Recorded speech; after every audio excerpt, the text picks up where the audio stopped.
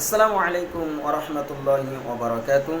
এজন ভাই প্রশ্ন করেছে, স্বামী যদি স্ত্রীর দুধ ভুলতে পান করে তে স্বামী স্ত্রীর নিকাহ বন্ধন খতম হব নাকি? স্বামী স্ত্রীর নিকাহ খতম হয়ে যাব নাকি প্রশ্ন করেছে। স্বামীর কারণে স্ত্রীর দুধ পান করা হারাম। স্বামীর কারণে স্ত্রীর দুধ পান করা হারাম। স্বামীর কারণে স্ত্রীর পুস্তান মুখত লোয়া চুমনা লারনা জায়েজ, लेकिन दूध पान करा हराम। लेकिन दूध पान करा हराम। যদি কোনো ভাই পান করে আমিদানতে গুনাহগার হব আৰু তওবা কৰিব লাগিব। প্ৰথমতে কথা হ'ল, যদি দুধ ওলাই অহাৰ সম্ভাৱনা থাকে তে মুখতে যাতে লোৱা নাযায়, ইয়াৰ পৰা পरहेজ কৰিলে হ'ল। আৰু যদি লোৱাৰ পিছতো যদি দুধ ওলাই আহে তে থুক মাৰি পেলাই দিলে হ'ল। আর যদি গিলি পেলাই তেতে হারাম হব, গুনাহগার হব, তওবা জরুরি হবে।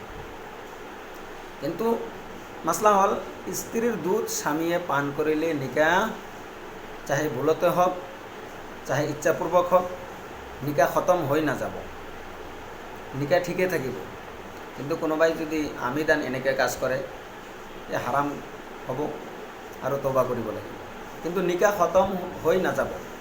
আৰু মুদ্দতে ৰিজাআত সাবিত হয় 2.5 বছৰেৰ ভিতৰত। 2.5 বছৰেৰ ভিতৰত দুধ পান কৰিলে মুদ্দতে রিজাআত সাবিত হয়। কিন্তু স্বামী তো 25, 30, 40, 50 বছর, এই কারণে নিকাহ খতম হয়ে না যাব। মুদ্দতে রিজাআত হয় 30 শাহরা ইমাম আবু হানিফাৰ নজদিকত। আৰু মা ভনীসকলে নিজৰ ল'ৰা ছোৱালীক বাচ্চাক কেঁচুৱাবিলাকক দুধ পান কৰাব 2 বছৰ। ওয়াল ওয়ালিদাতু ইৰদি'না আওলাদাহুন্না হাওলাইনি কামিলাইনি। ল'ৰা ছোৱালীক মা ভনীসকলে 2 বছৰ দুধ পান কৰাৰ ইজাজত আছে। কিন্তু 2 বছৰৰ পিছত দুধ পান কৰাৰ ইজাজত নাই। হ্যাঁ, আলবাত্তা যদি বাচ্চা একবাৰে কমজোৰ হয় আৰু বাচ্চা মাকৰ দুধৰ পৰা ইস্তেগনা হাসিল কৰি আছে, ফায়দা হাসিল কৰি আছে, বাচ্চা কমজোৰ আছে, তেনেহ'লে 2.5 বছৰৰ গুঞ্জাইশ আছে। কিন্তু মুদ্দাতে ৰেজাআত সাবিত হ'ব 2.5 বছৰত। কিন্তু 2.5 বছৰ দুধ পান কৰাৰ ইজাজত আছে। প্ৰথমতে কথা হ'ল, মা ভনীসকলে ল'ৰা ছোৱালীক দুধ পান কৰাব 2 বছৰ। 2 বছৰৰ পিছত পাৰমিশন নাই। কিন্তু যদি বাচ্চা কমজোৰ তেনেহ'লে আৰু বাচ্চা যদি মাকৰ দুধৰ পৰা ইস্তেগনা হয়, ফায়দা হাসিল কৰে, তেনেহ'লে 2.5 বছৰ পৰ্যন্ত দুধ পান কৰাৰ ইজাজত আছে। তাৰপিছত কিন্তু বাচ্চাৰ কাৰণে মাকৰ দুধ হাৰাম আৰু নাজাইজ হৈ যায়। তাৰপিছত 2.5 বছৰৰ পিছত মাকৰ দুধ বাচ্চাৰ কাৰণে নাজাইজ আৰু হাৰাম হৈ যায়। যি নহওক, তো প্ৰথম কথা হ'ল, স্বামী যদি স্ত্রীর দুধ পান করে তে নিকাহ খতম নহ'ব, হারাম হ'ব, গুনাহগার হ'ব। আৰু মা ভনীসকলে বাচ্চাৰ দুধ পান কৰাব 2 বছৰ। যদি বাচ্চা কমজোৰ হয় 2.5 বছৰ পৰ্যন্ত পাৰমিশন আছে। মুদ্দতে ৰেজাআত সাবিত হয় 2.5 বছৰেৰ ভিতৰত। তাৰপিছত মহৰমৰ বিষয় রসুল করিম সাল্লাল্লাহু আলাইহি সাল্লাম, ভিডিও লম্বা হৈ আছে, রসুল করিম সাল্লাল্লাহু আলাইহি সাল্লাম ইরশাদ ফরমাইছে, কোনোবাই যদি মহৰমৰ ৰোজা ৰাখে, ৰমজানেৰ ৰোজাৰ পিছত আফজাল তৰিন ৰোজা হল মহৰমৰ ৰোজা। কোনোবাই যদি মহৰমৰ ৰোজা ৰাখে 1 বছৰেৰ সগিৰা গুনাহ মাফ হয়, কবিৰা নহয়। তাৰপিছত যেতিয়া রসুল করিম সাল্লাল্লাহু আলাইহি সাল্লাম তশরিফ লৈছে মদিনাত, দেখে যে ইহুদিবিলাকেও রোজা রাখে। আর মুসা আলাইহিস সালামক ফেৰাউনৰ পৰা 10 মহৰমৰ ভিতৰত আল্লাহ কি কৰিছে, এই 10 মহৰমৰ দিনা নাজাত দিছে।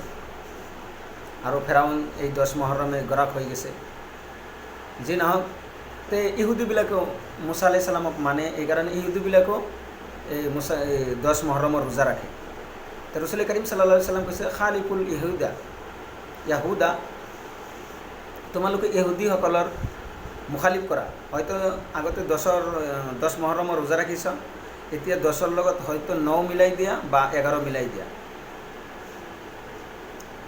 এইকাৰণে ৰসুল করিম সাল্লাল্লাহু আলাইহি সাল্লাম কৈছে কবলাহু ইয়াওমান আও বাদাহু ইয়াওমান, হয়তো 10ৰ লগত 9 মিলালে হ'ল বা 10ৰ লগত 11 মিলালে হ'ল।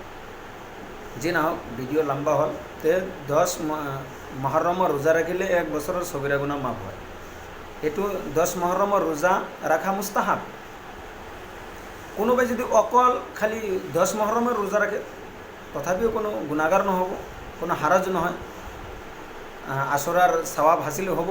কিন্তু উত্তম হ'ল যে তাৰ বা 9 ৰাখা 10ৰ লগত বা 11 ৰাখা। আৰু ৰাসূল করিম সাল্লাল্লাহু আলাইহি সাল্লাম যিটো খালিফুল ইহুদা যিটো কৈছে,